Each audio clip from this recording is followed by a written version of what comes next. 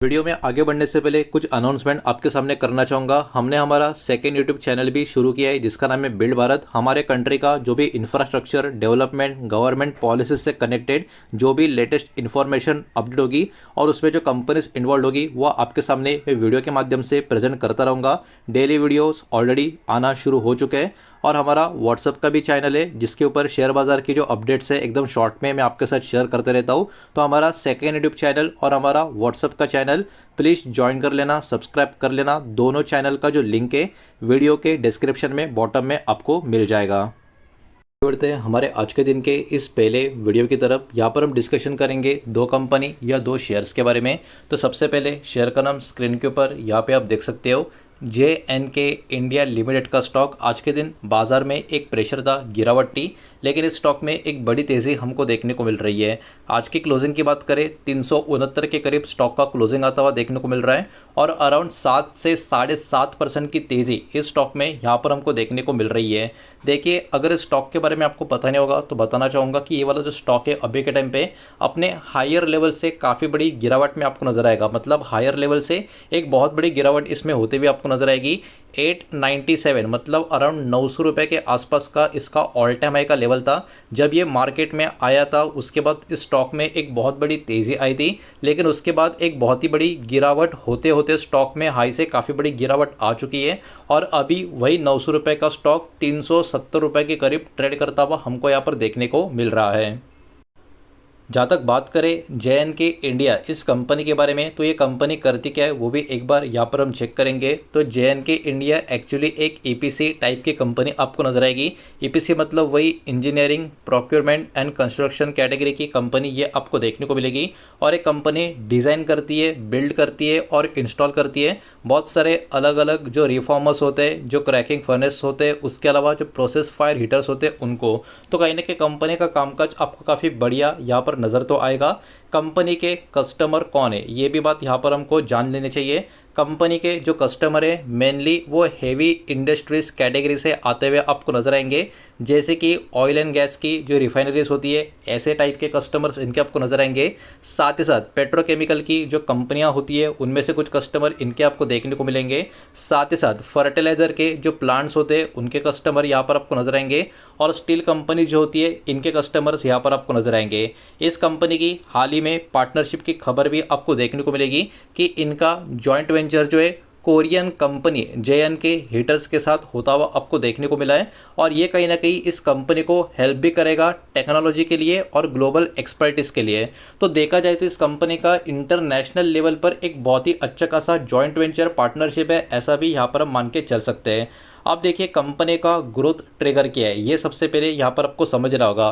Future opportunities की अगर यहाँ पर हम बात करें तो यहाँ पर कंपनी का इंक्रीज नज़र आ रहा है रिफाइनरी कैपेसिटी एक्सपांशन प्रोजेक्ट में, जो कंपनी के आने वाले समय के ग्रोथ के लिए एक अच्छा ट्रिगर माना जा सकता है। इसके साथ साथ अभी के टाइम पे जो डिमांड बढ़ रही है हाइड्रोजन प्रोजेक्ट्स के लिए और जो अमोनिया के प्लांट्स है उसके लिए, वहाँ पर इस कंपनी का भी कहीं ना कहीं काफ़ी अच्छा खासा कॉन्ट्रीब्यूशन आने वाले समय में भी निकल कर आ सकता है। इतना ही नहीं, कंपनी का एंट्री नए एरियाज़ में हो रहा है और ये नए एरियाज़ ऐसे हैं जिनका भी फ्यूचर में काफ़ी अच्छा खासा ग्रोथ पोटेंशियल हमको देखने को मिल सकता है, जिसमें से एक है सोलार PV EPC का कैटेगरी और दूसरा कैटेगरी है हाइड्रोजन फ्यूलिंग स्टेशंस का। और दोनों कैटेगरीज ऐसी है जो फ्यूचर में कहीं ना कहीं काफ़ी अच्छे खासे डिमांड में रह सकती है। तो कंपनी के आने वाले समय के लिए जो ग्रोथ ट्रिगर्स है वो भी काफ़ी अच्छे है और कंपनी का जो एक पार्टनरशिप का है और कंपनी का जो कामकाज है कस्टमर्स है सब कुछ अभी के लिए तो एटलीस्ट काफ़ी बढ़िया नज़र आ रहा है। थोड़ा सा आगे बढ़ते हैं और चेक करते हैं कंपनी का प्रॉफिट एंड लॉस का डेटा हमको कैसा नज़र आ रहा है। स्टैंड अलॉन नंबर यहाँ पर हम चेक करेंगे और जो भी नंबर होंगे करोड़ में होंगे, इस बात को यहाँ पर आप ध्यान में रखें। और यहाँ पर मैं आपको मार्च 2020 से लेके मार्च 2025 का हर साल का जो नेट प्रॉफिट का डेटा होगा वही मैं आपके सामने यहाँ पर प्रेजेंट करूँगा। तो सब कुछ काट छाट के इस कंपनी का 2020 में जो नेट प्रॉफिट था वो था 9 करोड़ का, उसके अगले साल 2021 में 16 करोड़ हो गया, उसके अगले साल 36, उसके अगले साल 47, उसके अगले साल 62। मतलब देखिए यहाँ पर लगातार 5 साल कंपनी का प्रॉफिट क्या हो रहा है, कंपनी का प्रॉफिट लगातार ऊपर की तरफ जा रहा है। लेकिन 2025 वाला जो फाइनेंशियल ईयर था वहाँ पर कंपनी का प्रॉफिट ड्रॉप होके 30 करोड़ के आसपास का आ गया। मतलब सीधा कंपनी का प्रॉफिट यहाँ पर 2021 और 2022 को जितना था उसके बीच में आ गया। मतलब कंपनी कहीं ना कहीं 2-3 साल पहले का फाइनेंशियल ईयर का जो प्रॉफिट था वहाँ पर पहुँच गई, ऐसा इसका मतलब निकल कर आता है, जो कहीं ना कहीं थोड़ा सा निगेटिव टाइप का इंडिकेशन देखने को मिल रहा है। लेकिन यहाँ पर एक बात ये भी हमको समझनी पड़ेगी कि लॉन्ग टर्म में कंपनी को कभी भी एक साल में लॉस नहीं हुआ है, कंपनी का प्रॉफिट ही होता रहा है। सिर्फ 2025 ये एकलौता ऐसा साल है जहाँ पर कंपनी का profit compare to previous year काफ़ी कम होता हुआ हमको देखने को मिल रहा है। तो ये तो था पहला शेयर। बचा हुआ जो दूसरा शेयर है वो भी एक बार देखेंगे, लेकिन वीडियो को प्लीज़ लाइक कर देना, वीडियो को शेयर कर देना। पहली बार चैनल पे आ चुके हो तो चैनल को भी सब्सक्राइब ज़रूर कर देना। दूसरा शेयर यहाँ पर हमको देखने को मिल रहा है IRM एनर्जी लिमिटेड का। 294 के आसपास का आज का क्लोजिंग है और लगभग 16.5% का तेज़ी का मोमेंटम इस स्टॉक में आज के दिन यहाँ पर हमको देखने को मिला है, और वो भी तब जब मार्केट में कमज़ोरी थी। तो इस स्टॉक में आज के दिन एक काफ़ी बड़ी तेज़ी की झलक हमको देखने को मिल रही है। और ये वाले स्टॉक का हाल भी आप देख सकते हो, JNK इंडिया की तरह ही है, ये भी हायर लेवल से काफ़ी बड़ी गिरावट दिखाने में यहाँ पर हमको नज़र आ रहा है।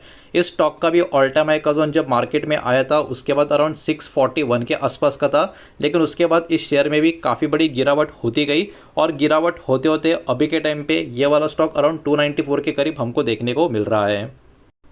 अब चलिए आगे बढ़ते हैं। IRM एनर्जी लिमिटेड का थोड़ा बहुत कंपनी का सारा डेटा देख लेते हैं। अभी IRM एनर्जी कंपनी करती क्या है, तो IRM एनर्जी ये एक सिटी गैस डिस्ट्रीब्यूशन कंपनी आपको देखने को मिलेगी। CGD इसका स्मॉल फॉर्म आपको नजर आएगा, मतलब सिटी गैस डिस्ट्रीब्यूशन कंपनी, ठीक है। अब ये कंपनी सप्लाई करती है, तो यहाँ पर जो CNG होता है उसको सप्लाई करती है, PNG होता है उसको सप्लाई करती है। CNG कार ऑटो अगर आप देखोगे उसमें यूज़ होता हुआ आपको नज़र आएगा, और PNG जो है वो पाइप गैस जो घर पे यूज़ होता है उसके लिए आपको इसका कामकाज नज़र आएगा। अब इस कंपनी के बैकग्राउंड की अगर हम बात करें तो कैडिला फार्मास्यूटिकल ग्रुप का पार्ट ये वाली कंपनी आपको नज़र आएगी। इनका हेडक्वार्टर जो है अहमदाबाद हमारे देश में इंडिया में ही नज़र आएगा। कस्टमर सेगमेंट्स की अगर हम बात करें CNG के यूज़र कौन कौन है, तो देखिए CNG कहाँ कहाँ पे यूज़ होता है। CNG बस में होता है, ऑटोज़ में होता है, कार्स में होता है, तो ये इनके कस्टमर्स आपको देखने को मिलेंगे। और PNG का यूज़ घर में भी होता है, फैक्ट्रीज में भी होता है, कमर्शियल बिजनेस को भी होता है। तो कहीं ना कहीं इनका जो ओवरऑल कस्टमर है वो कस्टमर बेस एक्चुअली देखा जाए बहुत ही बड़ा फ्रीक्वेंसी में, उसमें से अच्छा खासा परसेंटेज इनके पास होना चाहिए। अब ऑपरेटिंग एरियाज़ की बात करें, कौन से एरियाज़ में इनका ऑपरेशन चलता है, गुजरात में, पंजाब में, दीव में और तमिलनाडु के कुछ सिलेक्टेड एरियाज़ में इनका ऑपरेशन चलता हुआ आपको नजर आएगा। इनके कुछ की नंबर्स की अगर हम बात करें फाइनेंशियल ईयर 2024 का जो डेटा है उसके हिसाब से, तो 66,228 डोमेस्टिक PNG कस्टमर्स इनके आपको देखने को मिलेंगे। 195 इंडस्ट्रियल यूनिट्स आपको नजर आएंगे, 340 कमर्शियल कस्टमर्स नजर आएंगे और 82 CNG स्टेशंस इनके आपको देखने को मिलेंगे। तो कहीं ना कहीं नंबर्स तो काफ़ी ठीक ठाक यहाँ पर हमको नज़र आ रहे हैं। अब बढ़ते आगे और चेक करेंगे इस कंपनी का भी प्रॉफिट एंड लॉस का डेटा और इस कंपनी का कंसोलिडेटेड डेटा अवेलेबल है। तो यहाँ पर हम स्टैंड अलोन नहीं, कंसोलिडेटेड डेटा ही जो है अवेलेबल है वही चेक करेंगे। तो देखिए 2019 से 2025 तक का डेटा यहाँ पर आप पढ़ सकते हो। 2019 से 2025 तक का सब कुछ काट छाट के नेट प्रॉफिट जो कंपनी का होगा वही मैं आपको यहाँ पर बताऊंगा। तो देखिए कंपनी का नेट प्रॉफिट 11 करोड़ का था कभी 2019 में। 2020 में वो प्रॉफिट कितना हो गया 21, उसके बाद 35, फिर 128। मतलब यहाँ पर लगातार 4 साल कंपनी के प्रॉफिट में काफ़ी बड़ी जंप हमको देखने को मिली। उसके बाद प्रॉफिट में थोड़ी गिरावट हमको देखने को मिली 2023 में 63 करोड़ के आसपास। अगले साल प्रॉफिट में फिर से जंप देखने को मिला 86 करोड़ के आसपास, और 2025 वाला फाइनेंशियल ईयर में फिर से प्रॉफिट में ड्रॉप देखने को मिला 45 करोड़ के आसपास। लेकिन यहाँ पर भी JNK इंडिया की तरह हर एक साल में कंपनी का सिर्फ प्रॉफिट हुआ है, लॉस हुआ नहीं है। इस बात को भी कहीं ना कहीं हमको यहाँ पर ध्यान में रखना पड़ेगा। लेकिन प्रॉफिट्स में अप्स एंड डाउन से इस बात को भी यहाँ पर आप इग्नोर कर नहीं सकते। तो दोस्तों एक्चुअली इन्हीं दो कंपनीज़ के बारे में इस वीडियो के माध्यम से सारा का सारा डेटा आपके सामने यहाँ पर प्रेजेंट करना था। और जो भी कंटेंट इस वीडियो के माध्यम से मैंने आपके सामने प्रेजेंट किया है वो सिर्फ और सिर्फ एजुकेशनल और इन्फॉर्मेशनल पर्पज़ के हिसाब से ही है, और ये टोटली बेस्ड है जो पब्लिकली अवेलेबल इन्फॉर्मेशन है उसके लिए, ठीक है, उसके हिसाब से मैंने आपके सामने प्रेजेंट किया है। ये किसी भी तरीके का इन्वेस्टमेंट का एडवाइस या रिकमेंडेशन इन स्टॉक को खरीदने का, बेचने का मैं आपको बिल्कुल भी नहीं दे रहा हूँ। उम्मीद करता हूँ वीडियो आपको समझ आया होगा, पसंद आया होगा। तो वीडियो को लाइक करें, दोस्तों से शेयर करें। पहली बार चैनल पे आ चुके हो तो सब्सक्राइब भी कर देना, और कोई भी स्टॉक में निवेश करने से पहले खुद की स्टडी रिसर्च जरूर करें, फाइनेंशियल एडवाइजर की सलाह जरूर ले। मिलते हैं नेक्स्ट वीडियो में, धन्यवाद।